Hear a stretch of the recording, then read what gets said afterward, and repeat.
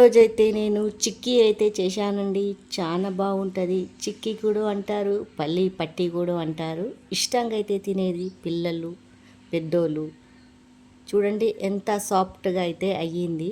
దీంట్లో నేను ఏమేమి వేసి చేశానో చూపిస్తానండి. చూడండి, ఇలా చిన్న చిన్న ముక్కలు కోసుకొని పిల్లలకి పెడితే అయితే ఇష్టంగా అయితే తింటారు.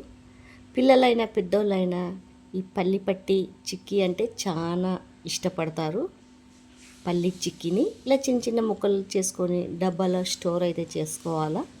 పిల్లలు అడిగినప్పుడల్లా ఇలా తీసి ఇవ్వచ్చు. స్నాక్స్ లాగా తినేస్తారు సాయంత్రం పూట పిల్లలు ఏదైనా స్వీట్ అడిగినప్పుడు. నేను ఎలా చేశానో ప్రాసెస్ అయితే చూపిస్తానండి. అయితే నేను ఒక గిన్నె పెట్టుకొని ఒక కప్ అయితే పల్లీలు అయితే తీసుకున్నాను. ఇది పచ్చి పల్లీలండి, జర పచ్చి పచ్చిగా ఉంటుంది. టేస్ట్ దీనిది బాగుంటుందని ఈ పచ్చి పల్లీలు అయితే తీసుకున్నాను. దీన్ని మంచిగా దూరగా అయితే ఎంపేస్తున్నాను. ఇలా బాగా వేగాక అప్పుడు పొట్టు అనేది మంచిగా వస్తుంది.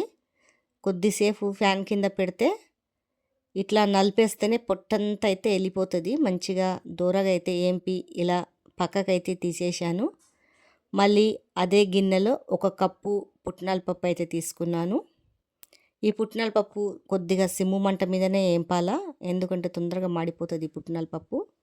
ఇలా మంచిగా అయితే దూరగా ఏంపి ఈ మాదిరిగా పక్కకైతే తీసేసుకున్నాను.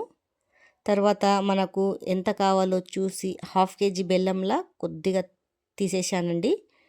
ఇది నేనైతే నల్ల తాటి బెల్లం అయితే తీసుకున్నాను. టేస్ట్ బాగుంటుంది ఇది. చూడండి, ఇలా అయితే కొద్దిగా నీళ్ళు అయితే పోసుకున్నాను పాకం వచ్చే వరకు. ఈ పల్లి చిక్కీ అయితే చాలా బాగుంటుంది.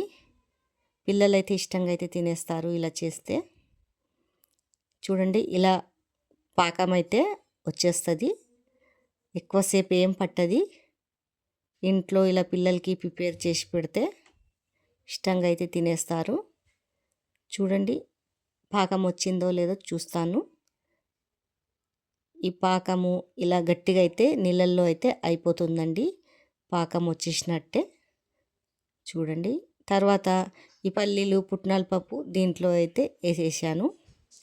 ఇదంతా అయితే మంచిగా కలిపేసేస్తున్నాను. ఒక్క 2 నిమిషాలు మంట మీదనే పెట్టాలా ఇలా కలుపుతున్నప్పుడు. దీంట్లో మనం ఇలాచీలైనా వేసుకోవచ్చు, నేనైతే ఇలాచీలు వేస్తలేను.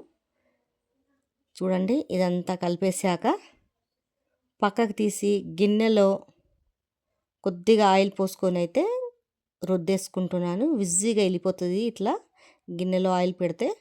తర్వాత దీంట్లో అయితే ఈ మిశ్రమం అయితే దీంట్లో వేసేస్తున్నాను. ఇలా అంతా మంచిగా తీసేసాక దీన్ని మంచిగా ఇలా ఎల్పు అనుకోవాలా. మనకు ముక్కలు కోసుకోవాలంటే కొద్దిగా చల్లగా అయిపోయినాక ముక్కలు కోసుకోవచ్చు. మీకు నచ్చినట్లయితే లైక్ చేయండి.